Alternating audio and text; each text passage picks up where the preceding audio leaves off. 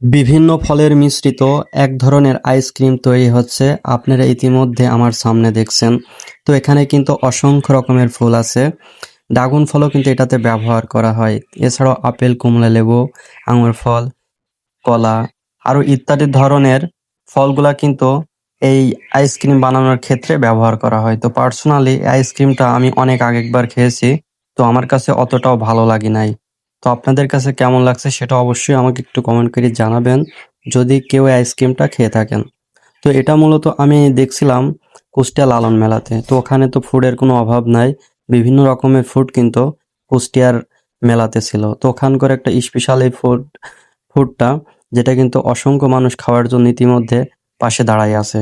তো আমি এইটা কিন্তু অনেক আগে দেখছি। এর আগেও আমি রাজশাহী গিয়ে এই ফুডটা খাইছি। তবে পার্সোনালি এটা আমার কাছে খুব একটা ভালো লাগে নাই। তো এটা কিন্তু শুধু ফল দিয়েই তৈরি হয়, সত্য কথা যেটা। আর এর পাশে যেটা ঘটছে ওটার সাথে কিন্তু